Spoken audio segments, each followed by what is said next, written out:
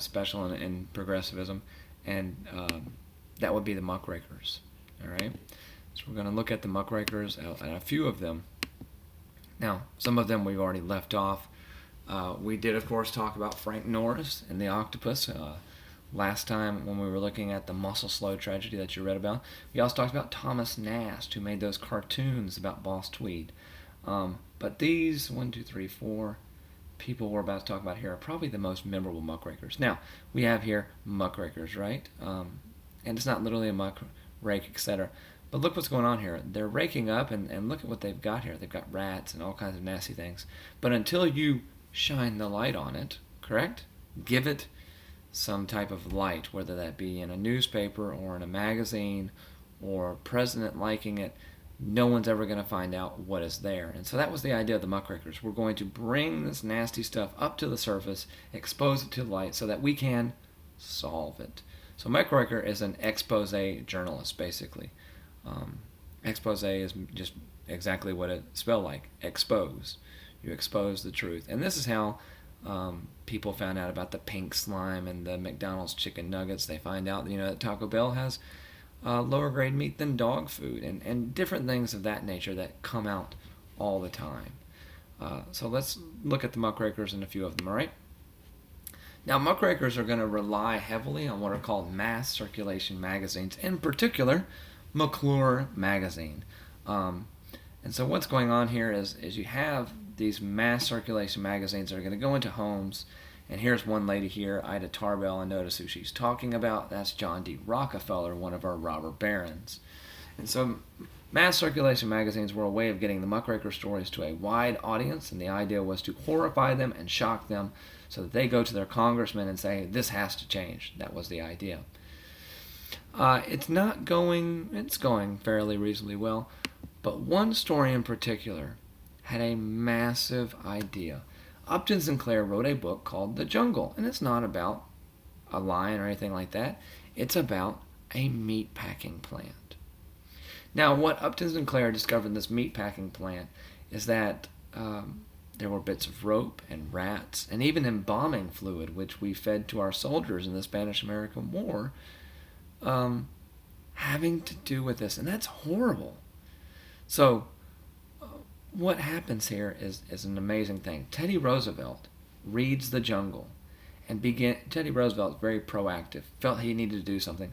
He will pass two of the most important legislations in U.S. history. The first one being the Meat Inspection Act, and the second one, of course, being the Pure Food and Drug Act. Meat Inspection Act, you see when you go into the store, it says USDA graded, that's meat inspection.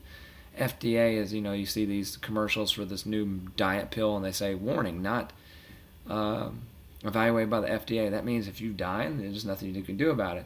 So these two things are out to protect consumers. So we now change from progressivism, and we want to protect consumers from the bad things in life.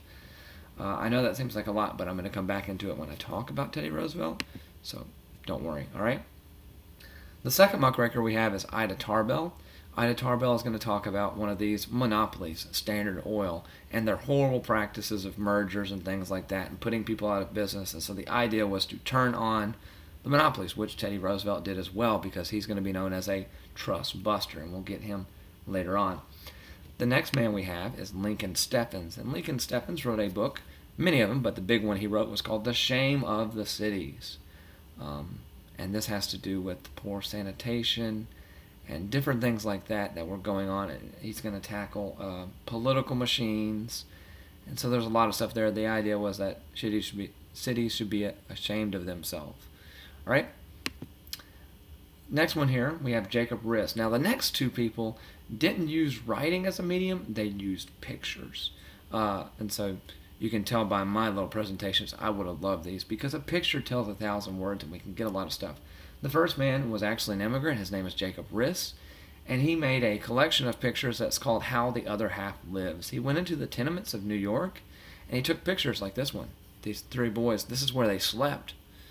And notice, no shoes. Now, what are they on? They're over a heat grate. That's what's at the bottom here. You can barely see it right there beneath his foot. But the idea was, this is not the way things are supposed to be happening. So people got outraged and said, we've got to fix this. Okay?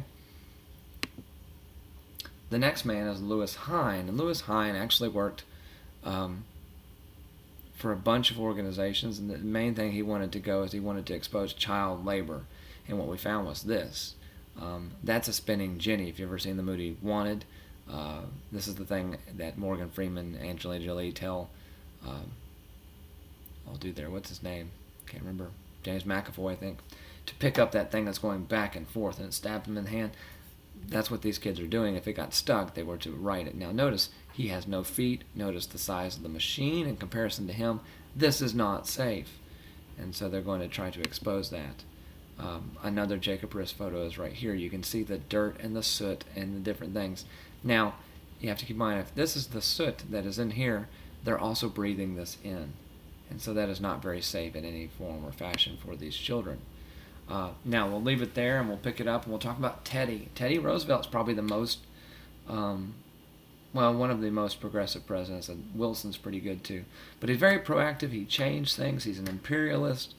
And so he's going to come up here. He'll also come up later on. Now, the things that you need to achieve by the end of this, you need to see how a grassroots movement becomes an amendment, how child labor was eliminated, factories, new technology, explain the role of women in temperance and suffrage, and explain the goal of a muckraker.